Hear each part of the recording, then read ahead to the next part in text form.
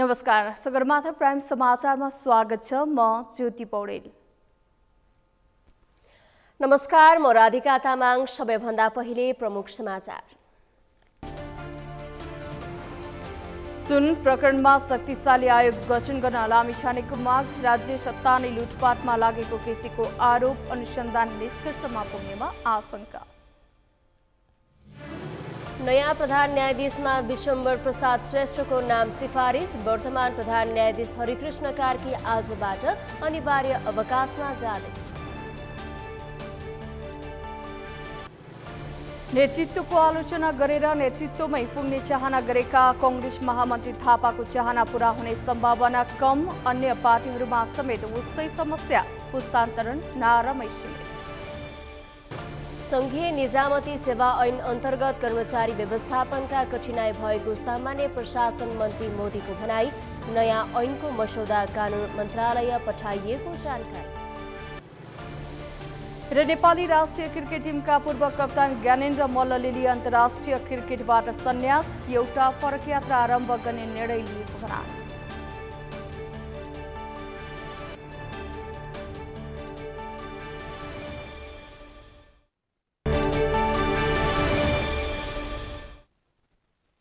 Sagarmatha prime समाचार अब विस्तारमा।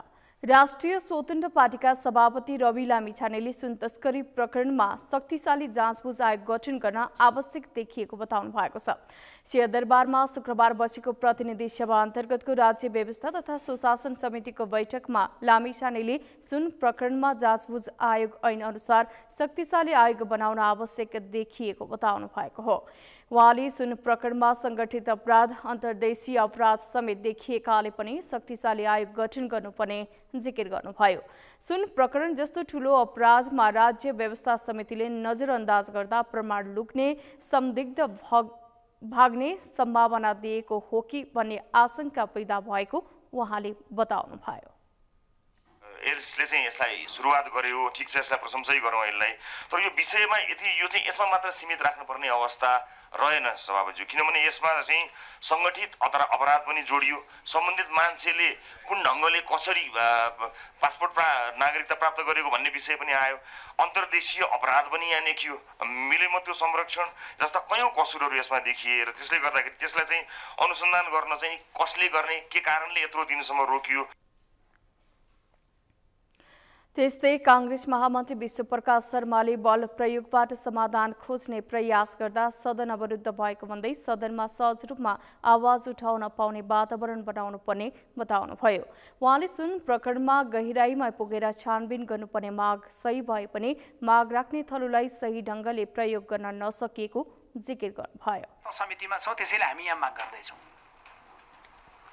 सुशासन भनिरहँदै गर्दा बाँकी सबै सांसदहरूको अधिकारको रक्षा गर्ने कुरा पनि, ती सांसदले पनि आफ्नो प्रश्न उठाउने ठाउँको थलोको रक्षाको कुरा पनि आउँछ कि आउँदैन? हामी यहाँ बोलौँला, अरू सांसदले कहाँ बोल्ने? रत्नमार्गमा बोल्ने, मिडियामा बोल्ने, यी सबै कुरालाई ल्याइएको कहाँ हो भन्दाखेरि भने संसदमा हो। त्यस्तै एमाले सांसद कृष्ण गोपाल श्रेष्ठले हङकङबाट ब्रेक्सुमा राखेर सुन ल्याउनु आफैमा शङ्कास्पद देखिए पनि प्रशासनले पनि ध्यान दिन नसकेको बताउनुभयो। उहाँले सुन प्रकरणमा गृहमन्त्रीको संलग्नता रहेको सुनिएकाले यस प्रकरणमा गहिराईमा पुग्नुपर्ने धारणा राख्नुभयो। इतिहासमा ब्रेक्सु भनेको मित्र राष्ट्र भारतबाट बाहेक तेस्रो मुलुकबाट आउँदैन आजसम्मको इतिहासमा। अब यो ब्रेक्सु चाहिँ हङकङबाट आयो। हङकङमा ब्रेक्सु मजाले प्लेनमा चढेर आकाशको मार्गबाट उड्दै उड्दै नेपाल सरकारमा ढ्याक्कै ल्यान्डिङ गर्यो। छोट्याएकै कुरा हो यो। नेपाल सरकारमा ल्यान्डिङ गर्यो। सभापतिज्यू गम्भीर हुनुहोस्। बैठकमा समितिका ज्येष्ठ सदस्य चित्रबहादुर केसीले राज्य सत्ता नै लुटपाटमा भ्रष्टाचारमा लागेका कारण अनुसन्धान निष्कर्षमा पुग्ने आशंका उत्पन्न भएको बताउनुभयो।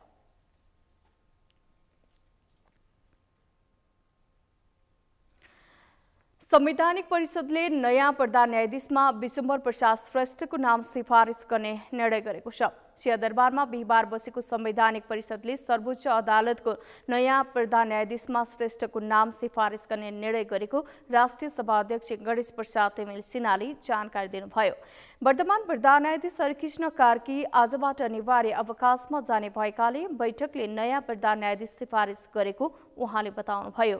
बैठकले महालेखा परीक्षक, निर्वाचन आयुक्त, प्राकृतिक स्रोत तथा वित्त आयोग सदस्य र मुस्लिम आयोगको सदस्य नियुक्तिका लागि प्रक्रिया अगाडि बढाउने निर्णय गरेको तिमिल सिन्हाले जानकारी दिनुभयो।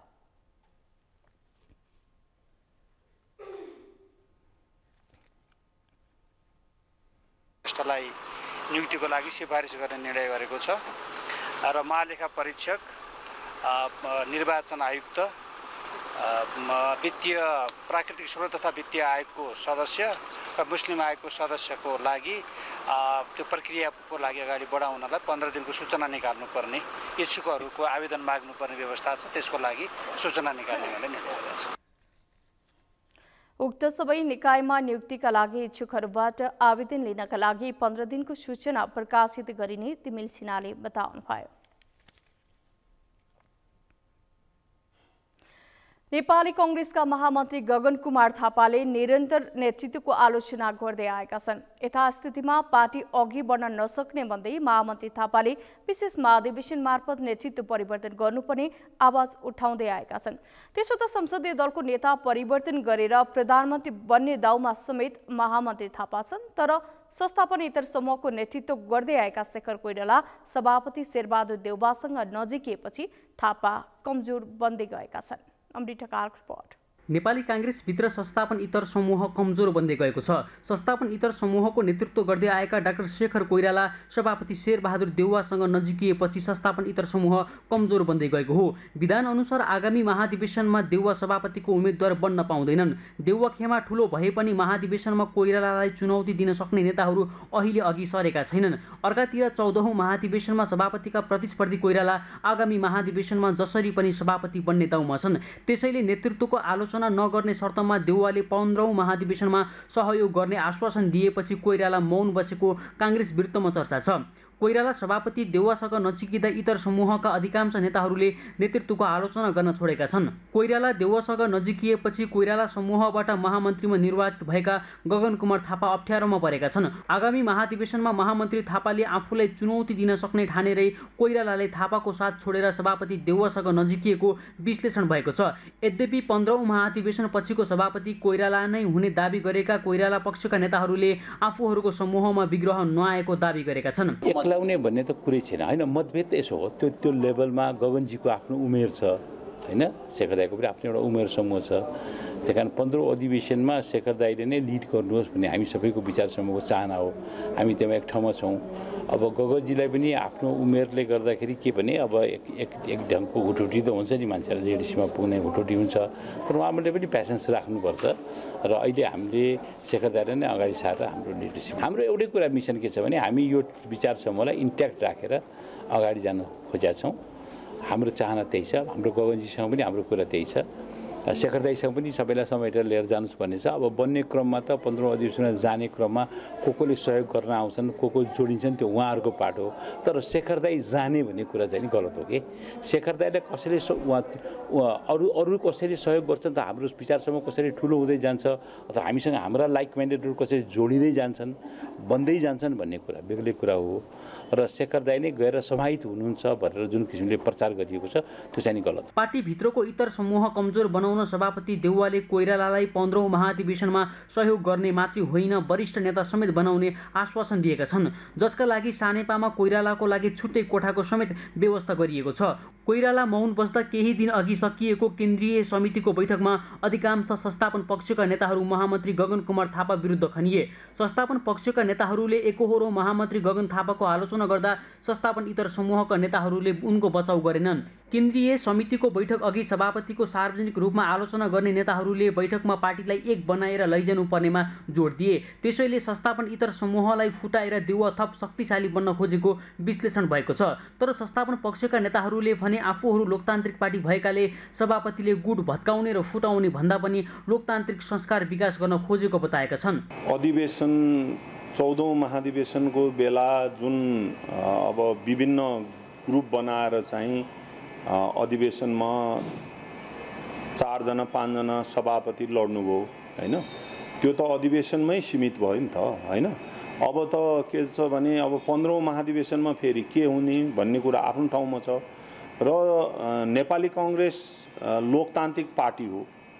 हामी लोकतन्त्रमा विश्वास गर्छौं। लोकतान्त्रिक पद्धति भनेको के हो भने जितेकोले चलाउने, हारेकोले कुर्ने, जितेकोले समेट्ने, हारेकोले सहयोग गर्ने, त्यही नै लोकतान्त्रिक पद्धति हो र त्यही अनुरूप नै पार्टी सभापति अघि बढिराख्नु भएको छ र अरू पार्टीका नेताहरू पनि अगाडि बढिरहेको मैले अनुभूति गरिरहेको छु। सभापति देउवाको समर्थनमा अर्को महाधिवेशनमा सभापति बन्ने तयारी कोइरालाले गरे पनि महामन्त्री थापा भने अहिले पनि महाधिवेशन आउनु अगावै नेतृत्व परिवर्तन गर्नुपर्ने बताउँदै आएका छन्। संसदीय दलको निर्वाचनमा सभापतिलाई चुनौती दिएका थापाले अहिले पनि सम्भव भएसम्म संसदीय दलको नेता परिवर्तन गरेर कांग्रेसले सरकारको नेतृत्व गर्ने अवस्था आए प्रधानमन्त्री बन्ने दाउमा छन्। तर सबै कोइराला समूहको मत पाउँदा समेत संसदीय दलको नेतामा पराजित उनलाई कोइरालाको समर्थन बिना संसदीय दलको नेता बन्न सहज छैन।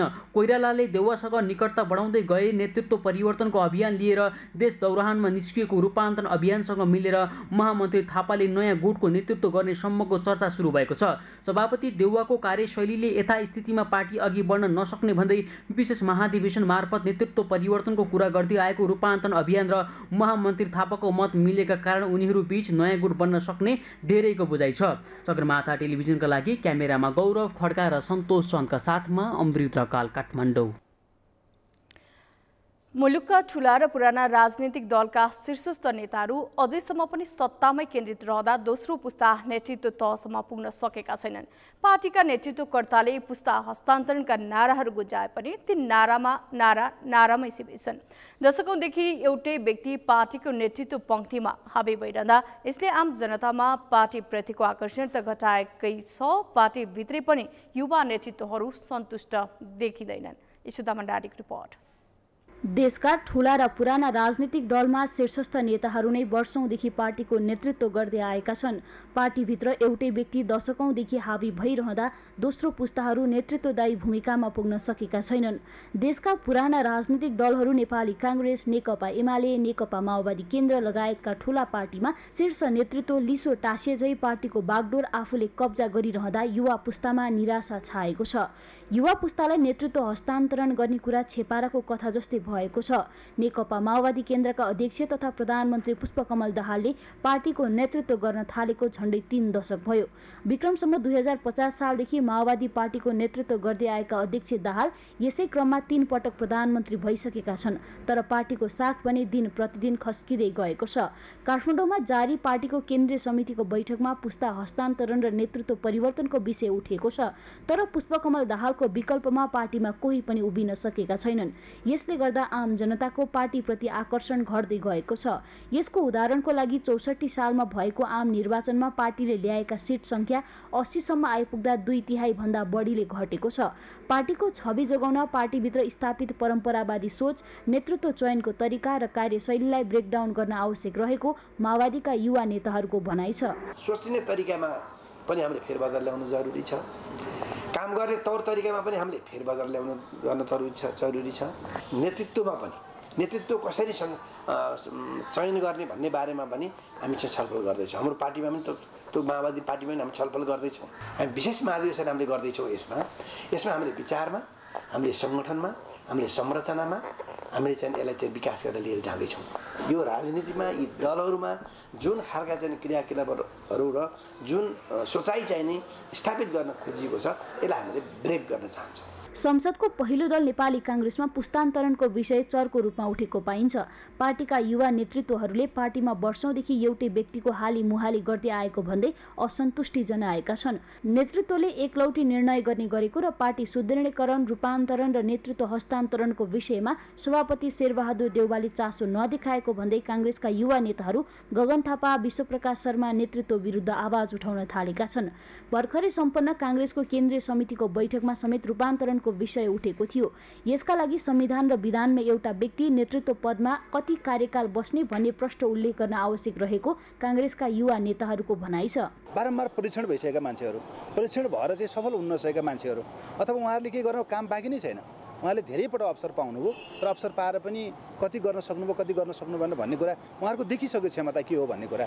त्यो परिस्थितिमा चाहिँ युवा पुस्तालाई, नयाँ पुस्तालाई चाहिँ, नयाँ नेतृत्वलाई चाहिँ यदि हामीले मौका दिने हो भने देशले पनि एउटा नयाँ बाटोमा, नयाँ एउटा गतिमा जान सक्छ भन्ने मलाई लाग्छ। पार्टीको विधानमा र संविधानमा पनि एउटा मान्छेले कतिपटक चाहिँ नेतृत्व गर्न पाउने भन्ने कुरा पनि यदि हामीले त्यो विधानमा लेख्यौँ भने पक्कै पनि नयाँ नेतृत्व आउला। संसदको दोस्रो ठुलो दल नेकपा एमालेको अवस्था पनि माओवादी र काङ्ग्रेसभन्दा फरक छैन।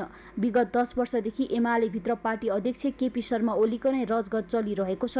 एमाले अध्यक्ष ओली सबै तहका पुस्तासँग भिज्न सक्ने नेता भए पनि उनी आफू सत्ताबाट यति चाँडै हट्न भने चाहँदैनन्। उनले पार्टीभित्र अर्को कार्यकाल पनि अध्यक्ष पद आफैले पाउने रणनीतिमा पार्टीको 70 वर्षे उमेर हद्ने हटाए। पार्टीमा पुस्तान्तरण र नेतृत्व परिवर्तनको विषय एउटा व्यक्तिलाई मात्रै केन्द्रित गरेर नभई समग्र प्रणालीमा परिवर्तन ल्याउनु पर्ने एमालेका नेताहरूको भनाइ छ।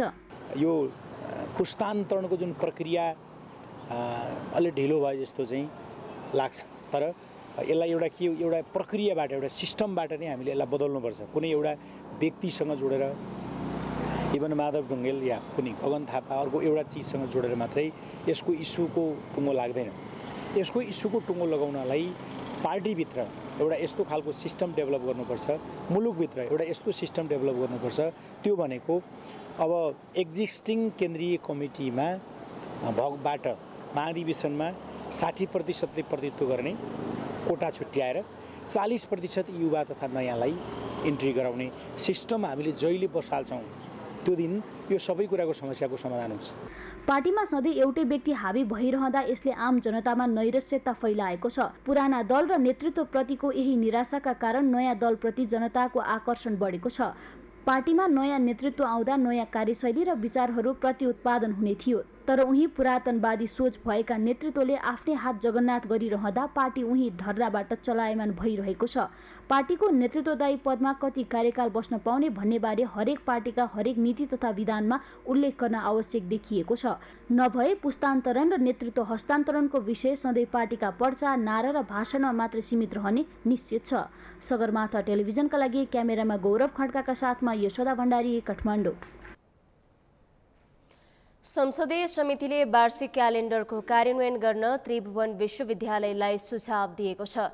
सिंहदरबारमा शुक्रबार बसेको प्रतिनिधि सभा अन्तर्गतको शिक्षा, स्वास्थ्य तथा सूचना प्रविधि समितिको बैठकले विश्वविद्यालयको काम कारबाहीलाई प्रभावकारी तथा गुनासो रहित बनाउनका लागि वार्षिक क्यालेन्डरको कार्यान्वयन गर्न सुझाव दिएको हो। एक रिपोर्ट। प्रतिनिधि सभा अन्तर्गतको शिक्षा, स्वास्थ्य तथा सूचना प्रविधि समितिको बैठकले उच्च शिक्षा हासिल गर्नका लागि विदेश हुनुपर्ने अवस्थालाई रोक्नका लागि पनि आवश्यक कदम चाल्न सुझाव दिएको छ। बैठकमा विश्वविद्यालयका उपकुलपति प्राध्यापक डाक्टर धर्मकान्त बास्कोटाले विभिन्न माग राख्दै हुने तालाबन्दीका कारण पठन पाठन तथा काम कारबाहीमा असर परिरहेको बताए। कीर्तिपुर पीडित सरोकार समाजका नामबाट विश्वविद्यालयमा जागिर लगाइदिन माग गर्दै पदाधिकारी कक्षमा तालाबन्दी गरिएकाले आफूहरू बाहिर बसेर काम गर्न बाध्य भएको उनले बताए। यस्तै उनले 1 वर्षदेखि त्रिवीको सेवा आयोगका अध्यक्षको पद रिक्त रहेकाले जनशक्ति व्यवस्थापनका कार्यमा कठिनाई भएको पनि बताए। उनले विश्वविद्यालयमा सुरक्षाको प्रत्याभूति नरहेको उल्लेख गरे। योभन्दा अगाडि भनेको 341 दिन विभिन्न सङ्घ सङ्गठनको नाममा तालाबन्दी भएको थियो। अहिले विद्यार्थी युनियनको चुनाव हामीले धेरै लामो अन्तरालपछि कमसेकम फ्रेस विद्यार्थी आयो भने यो त कम हुन्छ भनेर चुनाव गरायौँ। त्यसले केही सकारात्मक सन्देश पनि दिएको छ। विद्यार्थीहरूबाट अवरोध हामीहरूका धेरै घटेर गएको छ। यी पुराना विद्यार्थी नियताएको भन्दाखेरि फेरि अर्को अवस्था कस्तो आएको छ भनेदेखि नेपाल सरकारले आफ्नो नीति कार्यक्रममा नै के भनिदिएको छ भनेदेखि यो तलब आकर्षणको केन्द्र जुन रूपमा हुनु पर्थ्यो त्यो हुन नसक्नु र त्यो रकमको 1/4 मात्रै 1/4 4 खरब बाहिर गयो भने 1 खरब मात्रै हामीले विज्ञापन गरेर यहाँ चाहिँ प्रयोग गर्न सकियो भनेदेखि केही न केही त पक्कै पनि हुन्थ्यो होला। एकाडेमिकली करिकुलम तपाईहरुले कहिले रिभाइज गर्नुभयो? त्यो करिकुलम इन्टरनेशनल लेभलमा के छ? त्यसको अब्जेक्टिभली विद्यार्थीहरूले काम पाए कि पाएन त्यसबाट मेजर गर्नु पर्यो। त्यसपछि एडमिनिस्ट्रेटिभ वर्क, त्यसैले मैले दरबन्दीको खोजेको। अब अघि तपाईले भन्नुभयो अफिलिएसन दिँदै गयो तर ह्युमन रिसोर्स थपेन। कति ह्युमन रिसोर्स चाहियो त्यसको पनि त कन्क्रिट नम्बर आउनु पर्यो नि। So what is the plan to get there हैन अनि इन्फ्रास्ट्रक्चर बनेन इन्फ्रास्ट्रक्चर रिडु गर्ने हो भने what is the budget required त एक्जिम ब्याङ्कले कति पैसा नदिएको यो के भन्छ अगन्नामा 73 अर्ब छ त्यहाँबाट पैसा लिने हो कि यो हरेक निर्वाचन क्षेत्रमा 5 करोड सङ्घले पनि बाँडेछ प्रदेशले पनि बाँडेछ त्यहाँबाट लिने हो स्रोत त जुटाउनु पर्यो अलम्सहरूबाट जुटाउनु पर्यो। बैठकमा विश्वविद्यालय अनुदान आयोगका अध्यक्ष प्राध्यापक डाक्टर देवराज अधिकारीले त्रिविका क्याम्पसहरू गाभ्ने प्रक्रिया सुरु भएको राष्ट्रिय योग्यता परीक्षण लागू गराउने तयारी भएको जानकारी गराए। आयोगले नै राष्ट्रिय शैक्षिक क्यालेन्डर कार्यान्वयनमा ल्याउने भएकाले समयमा नै परीक्षाफल निकाल्नै पर्ने अवस्था सिर्जना हुने धारणा राखे।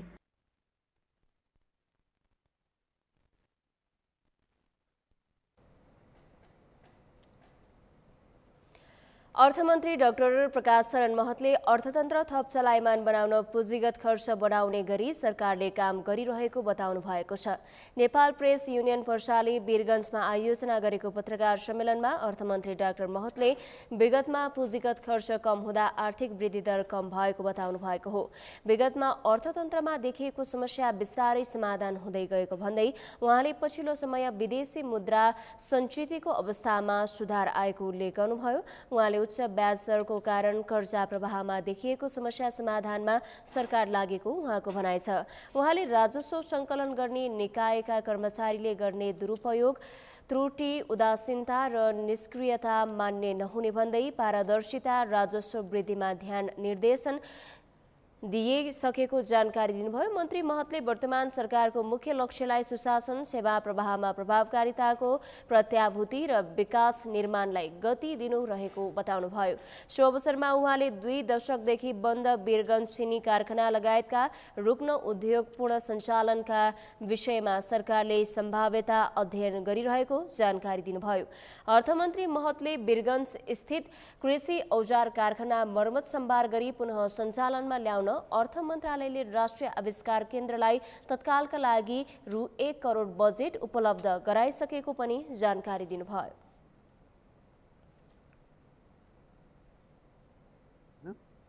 तर हामी तयारीमा छौँ, चाहे चाहिँ यो कर्मचारी सम्बन्धी ऐनको व्यवस्था हो सङ्घीय।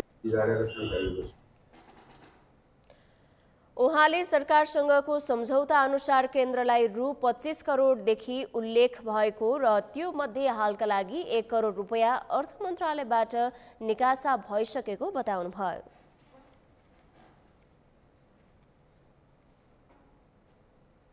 संघीय मामिला तथा सामान्य प्रशासन मन्त्री अमनलाल मोदीले संघीय निजामती सेवा ऐन अन्तर्गत कर्मचारी व्यवस्थापनका केही कठिनाई भएकाले व्यवस्थापन गर्न खोजिएको बताउनु भएको हो। शुक्रबार सिंहदरबारमा बसेको प्रतिनिधि सभा अन्तर्गतको राज्य व्यवस्था समिति बैठकमा मन्त्री मोदीले कर्मचारी व्यवस्थापन लगायतमा समस्या समाधानका लागि नयाँ ऐनको मस्यौदा गरी सहमतिका लागि कानून न्याय तथा संसदीय मामिला मन्त्रालयमा पठाइएको बताउनुभयो। मन्त्री मोदीले अहिले 300 भन्दा बढी स्थानमा लामो समयसम्म निमित्तको जिम्मेवारीमा रहेका स्थानीय तहका कर्मचारी व्यवस्थापनको काम भइरहेको जानकारी दिनुभयो। उहाँले सिंहदरबारमा लामो समयदेखि काम गरिरहेका कर्मचारीको पनि ज्येष्ठता तथा क्षमताका आधारमा सरुवा गरिने धारणा राख्नुभयो। मध्य प्रदेशका स्थानीय तहमा निमित्तबाट चलाउने कार्य शून्यमा झारिएको उहाँले बताउनुभयो। व्यवस्थापन गर्न खोजिरहेको छ। जस्तो सङ्घमा पनि विभिन्न मन्त्रालयहरू छन्। सबै मन्त्रालयमा चाहिँ अब मन्त्रीहरूको नि सिधा भनौँ न, इन्टेसमा विभिन्न सचिव लाने, सहसचिव लाउने, उपसचिव लाने, अधिकृत लाने, त्यो एउटा चाहिँ सुशासनदेखि जोडिएको कुराले गर्दाखेरि चाहिँ केही मान्छेहरू चाहिँ सुगमको सुगम अर्थात् राम्रो भनौँ न, राम्रो ठाउँ बसिराख्ने, केही कर्मचारीको चाहिँ अन्यायमा परिराख्ने, दुर्गमको दुर्गम या चाहिँ बोलबाल नभएका कर्मचारी चाहिँ एकदम चाहिँ तल परिराख्ने, न्याय नपाउने भन्ने किसिमको भन्दा म त्यो पनि एउटा चाहिँ व्यतिथि अन्त्य गर्नुपर्छ भन्ने सोच्यौँ। म धेरै सरल कुरा जालु गऱ्यौँ।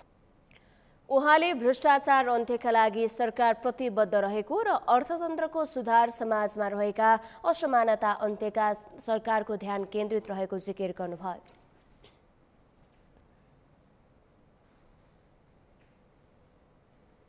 सगरमाथा समाचारमा अब पालो विश्रामको। विश्रामपछि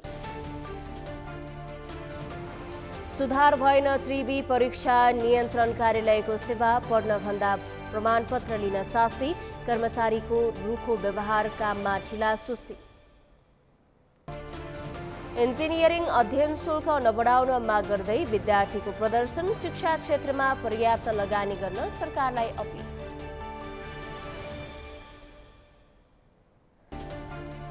र काठमाडौँ महानगरपालिकाद्वारा बगेको सामाखुसी खोलामाथिको ढलान भत्काउने कामलाई तीव्रता खोला नै छोपिने गरी बनाइएका ढलान स्ल्याबका कारण समस्या भएको भनाए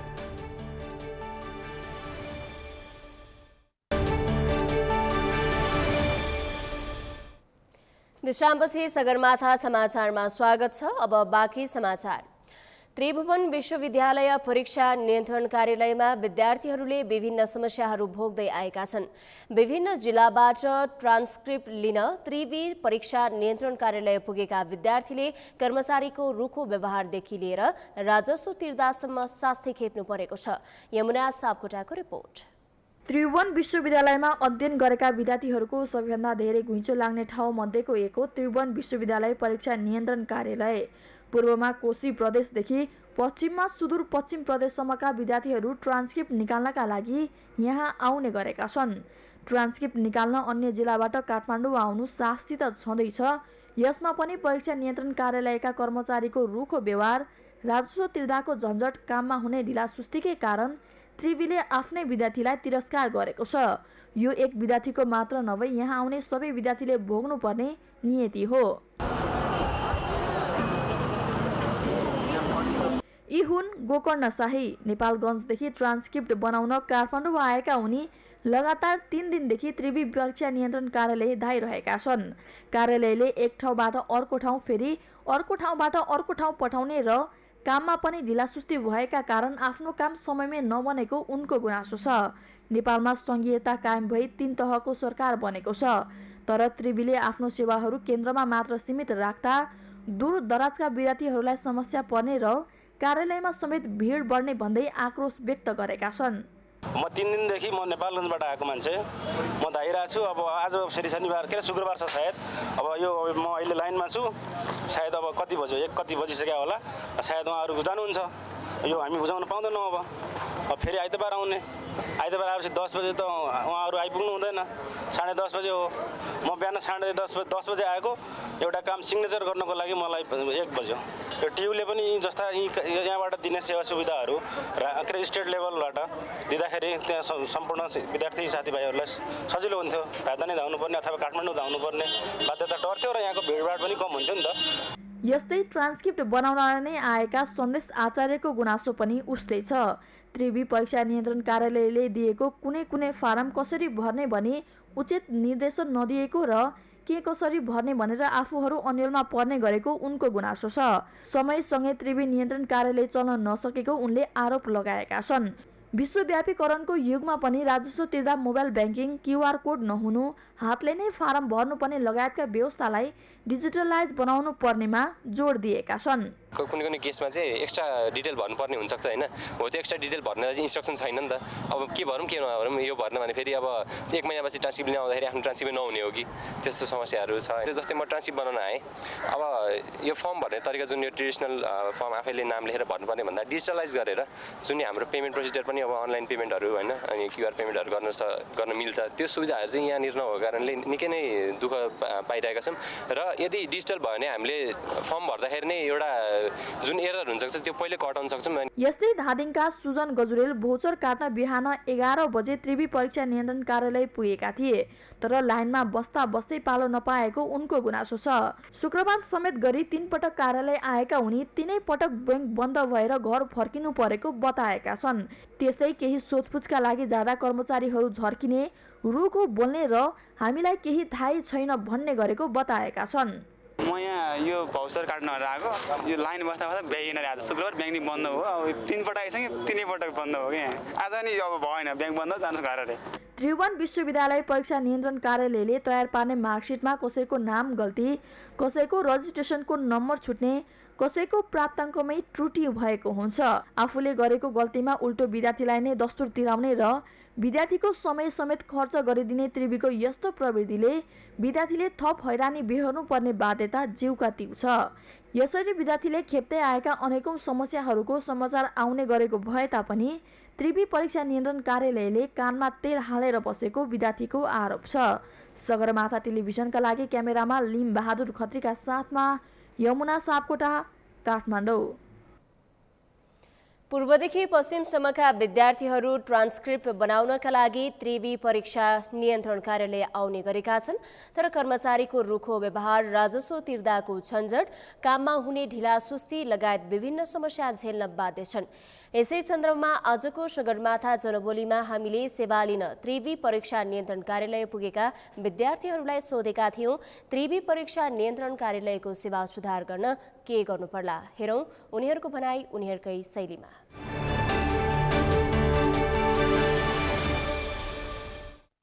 अपरिपक्व जस्तो लाग्छ कि मलाई यत्रो ट्यु नेपालको खतरा भनेर नि यस्तो लाग्छ कि, किनकि जे भए पनि ट्यु त ठुलो हो नि त नेपालको होइन, मान्छे विदेशबाट त पढ्न आउँछ नि ट्युमा। यसको लागि चाहिँ ट्युकै अधिकारीहरू होइन पदाधिकारीहरूदेखि अब सबै कुरा अनलाइन गरेर होइन राष्ट्रिय स्तरबाटै हुनु पर्यो यो कुरा चाहिँ। यो भयो भने सजिलो होला, सहज होला भन्ने, किनकि यहाँ त लगभग वार्षिक 4-5 लाख मान्छे त आउँछ नि त, चाहे बेलदारमा होस् चाहे मास्टरमा होस् स्नातक होस् हरेक विषयको। अब यहाँका कर्मचारीहरूले बाट सुरुवात गर्न पर्यो। उहाँहरूले पनि त कहिले काहीँ सरसफाइ गर्न सक्नुहुन्छ, झार पनि उम्रिरहेको छ होइन। भनेपछि यहाँको मेन व्यवस्थापकीय नै महत्त्वपूर्ण पाटो हो।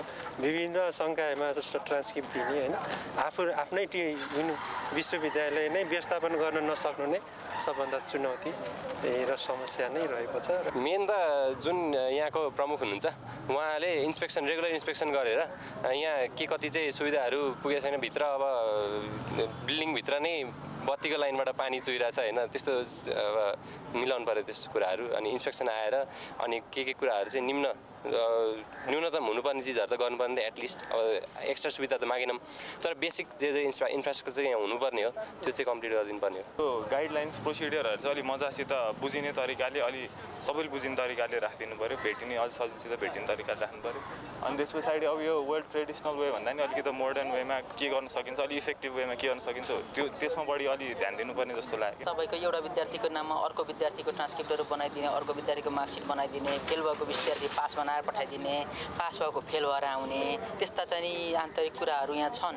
विद्यार्थीहरू आफू सबै गरेको हुन्छ, पास भएको हुन्छ, पास गर्छु भन्ने हुन्छ, अनि फेल भएर आउँछ, पछाडि फेरि रिटोटलिङ गरेर पास भएको देखिनुपर्ने, जबकि विद्यार्थी पहिल्यै पास भइसकेका हुन्छ। यस्ता चाहिँ विकृतिहरू छन्। यी कुराहरूलाई चाहिँ सूक्ष्म रूपमा चाहिँ निहालेर समस्या हल गर्नुपर्ने देखिन्छ। यहाँ चाहिँ बाहिरबाट त आएर केही हुँदैन, यहाँभित्रको इन्टरनल व्यवस्थापन यहाँका जिम्मेवार पदाधिकारीहरूले इन्टरनल व्यवस्थापन गर्न जरुरी छ। यहाँ जुन किसिमको कर्मचारीहरूमाथि जुन किसिमको छ नि, उनीहरूले जुन किसिमले हेलचक्राइ अथवा उनीहरू बाहिरबाट आएको स्टुडेन्टको पिरमर्का नबुझेर आफ्नो हिसाबले व्यस्तता छ भन्ने नटेर्ने अवस्था छ। म आज हेरेर स्वयं म आफै आज म प्रतिनिधि पात्र बनेको छु होइन, त्यहाँ मेरो निवेदन हराइएको अवस्था छ। त्यहाँ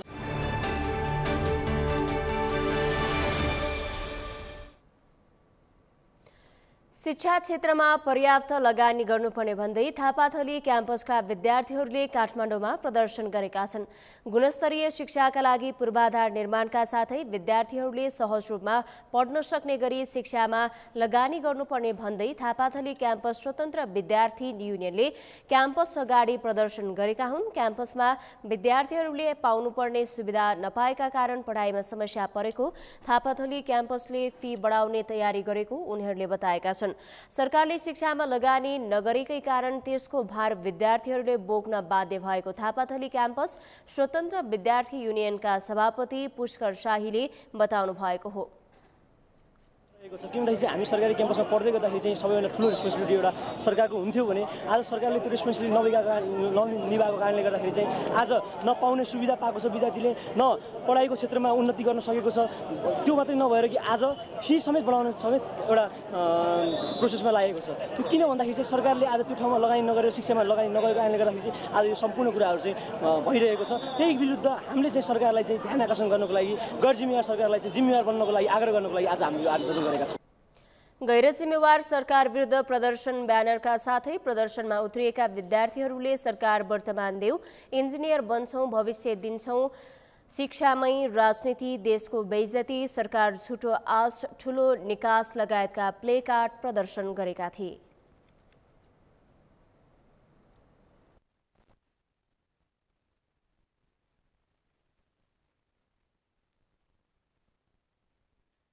काठमाडौँ महानगरपालिकाले सामाखुसी खोलामाथिको ढलान भत्काउने कामलाई तीव्रता दिएको छ।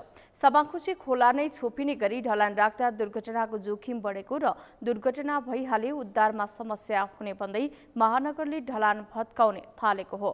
खोलामाथि ढलान बनाउन नपाउने भए पनि स्थानीय मापदण्ड विपरीत खोलामाथि ढलान बनाएको महानगरको भनाइ छ।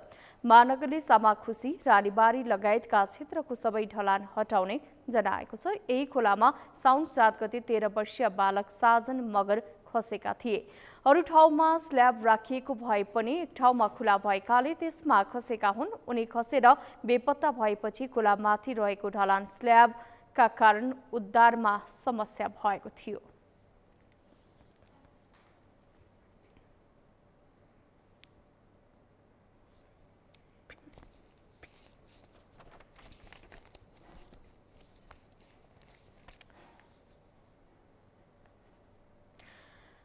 तत्कालीन सशस्त्र द्वन्द्वका क्रममा बेपत्ता भएका व्यक्तिका नाउँमा बर्दियाको बारबर्दिया नगरपालिकामा बेपत्ता योद्धा स्मृति पार्क निर्माण गरिएको छ।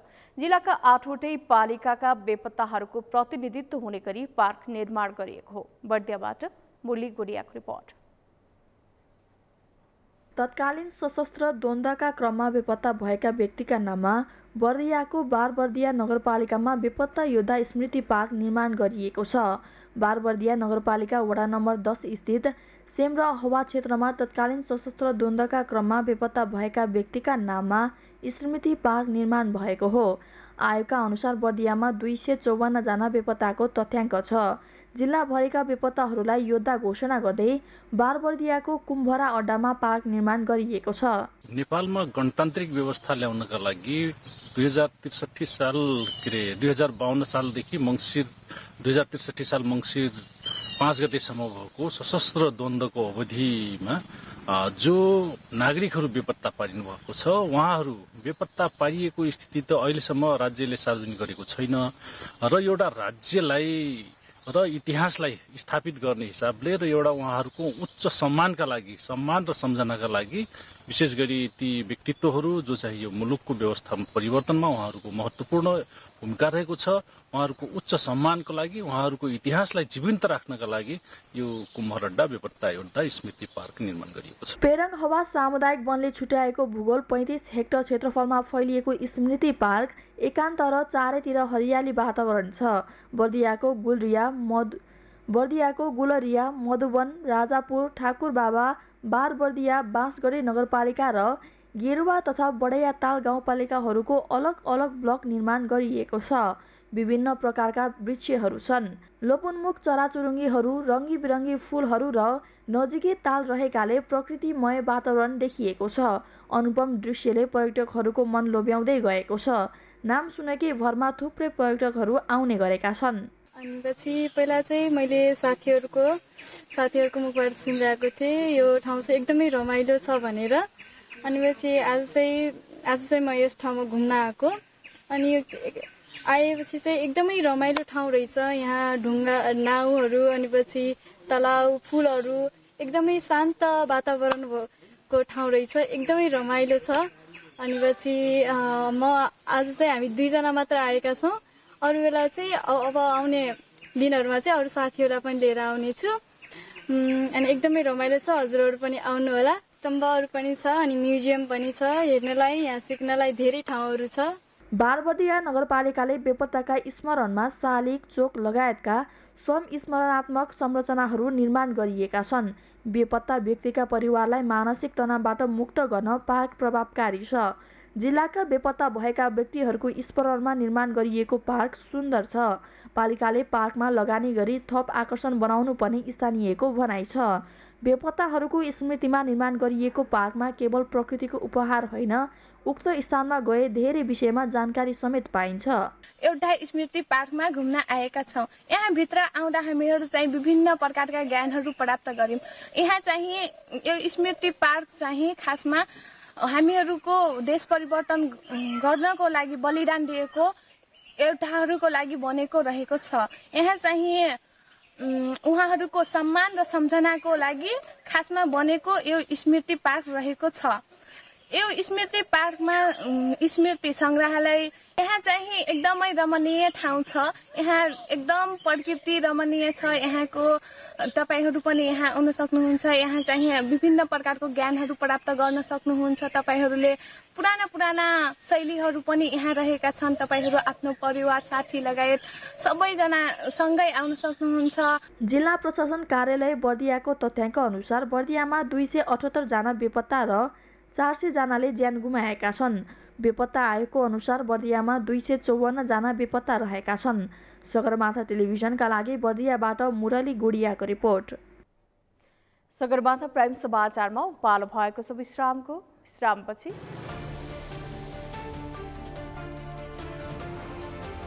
मोदी थर मानहानि मुद्दामा भारतीय सर्वोच्च अदालतद्वारा कांग्रेस नेता राहुल गान्धीको सजायमा रोक। राहुलको सांसद पद पुनर्बहाली। र नेपाली राष्ट्रिय क्रिकेट टिमका पूर्व कप्तान ज्ञानेन्द्र मल्लले लिए अन्तर्राष्ट्रिय क्रिकेटबाट सन्यास। एउटा फरक यात्रा आरम्भ गर्ने निर्णय लिएको भनाए।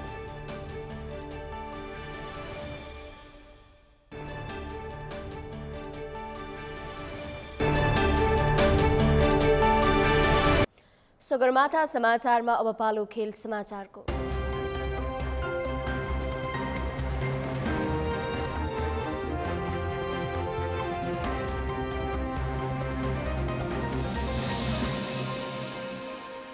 नेपाली राष्ट्रिय क्रिकेट टिमका पूर्व कप्तान ज्ञानेन्द्र मल्लले अन्तर्राष्ट्रिय क्रिकेटबाट सन्यास घोषणा गरेका छन्। शुक्रबार काठमाडौँमा पत्रकार सम्मेलनको आयोजना गर्दै मल्लले अन्तर्राष्ट्रिय क्रिकेटबाट सन्यास लिएको घोषणा गर्नुभएको हो।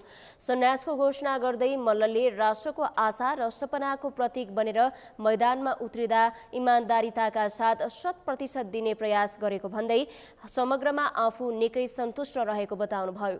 स्थानीयदेखि अन्तर्राष्ट्रिय स्तर खेल्ने क्रममा क्रिकेटले जीवन, युद्ध, संकल्प र एकताको शक्तिबारे अमूल्य पाठ सिकाएको उनले बताउनुभयो। मल्लले क्रिकेटमा पनि कुनै समय कसैलाई रिप्लेस गरेर नै आएको भन्दै अहिले अन्तर्राष्ट्रिय क्रिकेटको यात्रालाई विराम लगाउने र एउटा फरक यात्रा आरम्भ गर्ने निर्णय लिएको जिकिर गरेका छन्। सबै माझ चिनाउन सफल भएको र मान प्रतिष्ठान दिएको खेलबाट बिदा लिन सहज नभए पनि यो यात्राको नयाँ अध्याय भएको उनले बताएका छन्।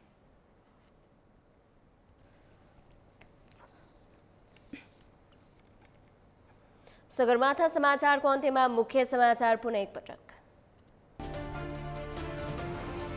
सुन प्रकरणमा शक्तिशाली आयोग गठन गर्न लामिछानेको माग। राज्य सत्ता नै लुटपाटमा लागेको केसीको आरोप। अनुसन्धान निष्कर्षमा पुग्नेमा आशंका।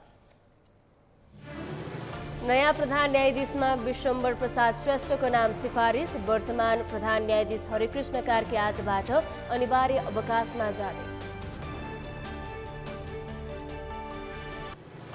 नेतृत्वको आलोचना गरेर नेतृत्वमै पुग्ने चाहना गरेका कांग्रेस महामन्त्री थापाको चाहना पूरा हुने सम्भावना कम। अन्य पार्टीहरूमा समेत उस्तै समस्या। पुस्तान्तरण नारामी छिमेक। संघीय निजामती सेवा ऐन अन्तर्गत कर्मचारी व्यवस्थापनका कठिनाई भएको सामान्य प्रशासन मन्त्री मोदीको भनाई। नयाँ ऐनको मस्यौदा कानुन मन्त्रालय पठाइएको जानकारी। र नेपाली राष्ट्रिय क्रिकेट टिमका पूर्व कप्तान ज्ञानेन्द्र मल्लले लिए अन्तर्राष्ट्रिय क्रिकेटबाट सन्यास। एउटा फरक यात्रा आरम्भ गर्ने निर्णय लिएको भनाए। हौस् त सगरमाथा समाचार अहिलेलाई सकियो। तपाईँ समाचार बुलेटिनका साथै सगरमाथा टेलिभिजनका सम्पूर्ण कार्यक्रम www.sagarmatha.tv मा पनि पढ्न र हेर्न सक्नुहुनेछ। साथै युट्युबमा youtube.com/sagarmatha TV नेपालमा हेर्न सक्नुहुनेछ। तपाईँ हामीलाई फेसबुकमा पनि facebook.com/stv नेपालमा फलो गर्न सक्नुहुनेछ। समाचारको शिखर, नेपालको गौरव, नेपालको पहिलो न्युज च्यानल सगरमाथा टेलिभिजन हेर्दै गर्नुहोला। नमस्कार।